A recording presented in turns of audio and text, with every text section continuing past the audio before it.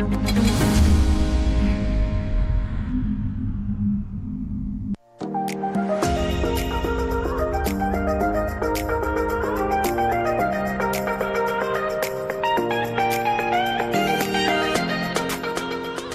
sakit yang muncul di area perut kerap membuat kita mondar-mandir ke toilet.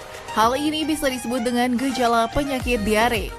Rasa gejala yang timbul kerap membuat Anda tak nyaman, bahkan tubuh menjadi lemas akibat kekurangan cairan. Sebab diare umumnya terjadi karena banyaknya cairan yang keluar dari tubuh melalui tinja yang tak padat.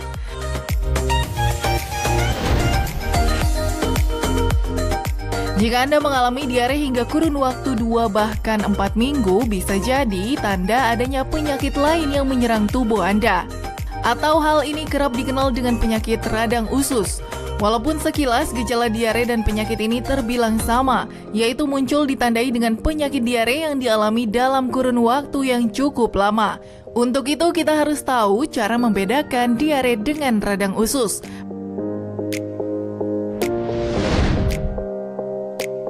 Dan bagaimana cara mengatasinya? Hidup Sehat hari ini akan membahasnya bersama dokter di studio hari ini.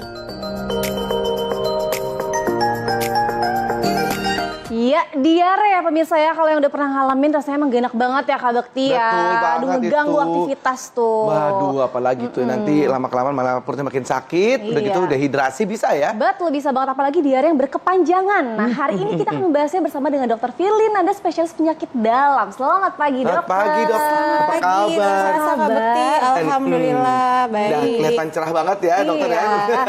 Cerah banget dan matching lagi sama baju Kakak dan aku ya. Iya, betul. Nah, kita bahas tentang diare ya, Dok ya, yang berkepanjangan ya. Nah, jadi mungkin ini fakta dan mitos yang pertama yang akan kita tanyain. Oke. Nah, saat sedang diare katanya ini paling sering diomongin oleh keluarga saya juga ya. Nah, katanya hindari konsumsi susu dan produk olahan susu. Itu fakta atau mitos tuh, Dok? Itu mitos. Mitos. Mitos. Kenapa mitos? Karena Kenapa gini, maksudnya kalau diare berkepanjangan itu kan nggak selalu penyebabnya karena susu ya. Jadi diare berkepanjangan itu penyebabnya bisa macam-macam. Ya.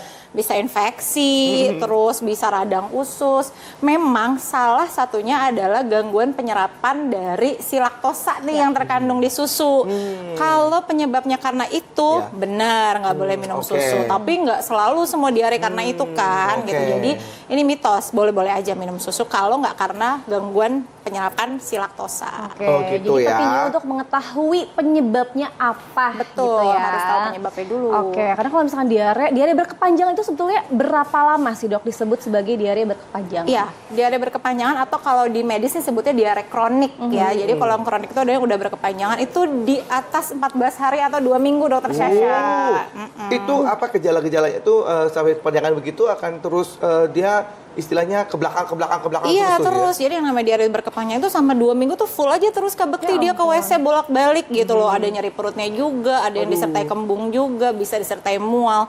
Tapi pokoknya intinya adalah frekuensinya buang air besarnya terus bertambah dan biasanya bentuk tinjanya atau fesesnya itu juga sudah berubah gitu. Berubah Jadi cair. Cair ya. Aduh, jadi setiap makan apapun itu jadi nggak jadi padat ya, Dok ya. Jadi Iya, akan betul. Nah, karena penyebabnya apa nih? Makanya harus dicari tahu ya Gitu. kan. Dokter, ada fakta mitos selanjutnya dokter. Katanya diare berkepanjangan yang sudah lebih dari 2 minggu ini bisa sembuh sendiri. Ini fakta atau mitos? Oh, tentu saja itu mitos. Tentu saja mitos ya. Jadi bisa sembuh sendiri, Dok. Nggak bisa Kak Bekti. Maksudnya gini loh, jangan dibiarkan udah 2 minggu diemin aja ntar sembuh sendiri. Wah, bahaya ya kan. Jadi memang harus, apalagi udah 2 minggu udah panjang kan ini nanti diarenya terus-terusan, kekurangan cairan terus-terusan, udah gitu didiemin aja lagi. Nah, itu nggak boleh. Jadi kalau sudah berkepanjangan lebih dari 2 minggu, segera ketemu dokter, segera periksakan biar cari tahu apa dan juga supaya ditangani gitu loh, supaya diarenya berkurang. Baik, Dok. Nah, ini fakta mitos selanjutnya ya, Dok. Penurunan imunitas tubuh itu dapat disebabkan karena diare berkepanjangan itu, Dok. Itu fakta atau mitos, Dok? Itu mungkin bukan disebabkan ya, tapi ini fakta kalau pada yang imunitas tubuhnya bisa terjadi diare berkepanjangan. Oke. Jadi kalau Oh. imunitas tubuhnya turun, Iya. bisa tuh terjadi diare Oh, berkepanjangan. jadi kan bukan karena diarenya ya. Bukan Ya. karena diarenya yang membuat bikin imunitas tubuh Iya. turun, tapi Oh, gitu. imunitas tubuh yang turun bisa terjadi diare berkepanjangan, itu fakta. Oh, itu itu begitu jadinya ya. Karena misalnya kayak kondisi pasien dengan keganasan atau kanker terus menjalani kemoterapi kan daya tahan tubuhnya turun, atau misalkan pasien-pasien yang HIV/AIDS, nah itu kan dia imunitas tubuhnya turun, jadi dia pasti akan mengalami gampang terkena infeksi, terus akhirnya bikin diare berkepanjangan. Ya Gitu. ampun, kebayang ya kalau udah 2 minggu berkepanjangan. Iya. Itu terus biasanya apa sih yang dehidrasi, gitu. terasa itu?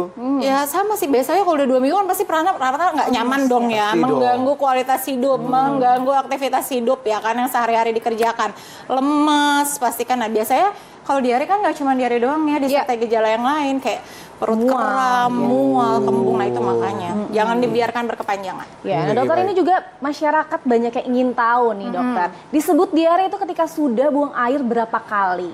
Kalau di kita nih secara medis disebut diare itu adalah di atas 3 kali secara frekuensi, atau kalaupun frekuensinya tidak di atas 3 kali dalam sehari tapi perubahan konsistensi tinja gitu. Jadi air cair yang tadinya biasanya bagus gitu ya bentuk tinja, tapi jadi air sama jadi cair. Nah, itu perubahan konsistensi itu maksudnya kepadatannya itu, Dok, ya? Kepadatannya, bentuknya. Biasa kan bentuknya kita itu. ini agak nggak enak ya Ya, ngomonginnya. betul. Mohon maaf ya. Maaf Karena memang pemirsa. harus tahu Iya, kan. tapi memang harus tahu. Kenapa Biasa ini kan kok kita aku kok begini bentuknya gitu? ada yang kayak sosis lembut Ya. gitu ya. Nah, itu yang bagusnya tuh. bagus Tapi itu. kalau misalnya udah kayak air dan cair, nah itulah makanya itu namanya sebut dengan diare. Walaupun nggak 3 kali sehari. Ya, tapi ada nggak sih penyakit tertentu yang ciri khasnya itu menjadi diare gitu ya? Jangan jauh dulu dok, bentar dok ya. iya, baru. Oke, iya. Oke. Kita akan mengetahuinya setelah satu ini ya. Jangan kemana-mana, tetap bersama kami di Hidup Sehat.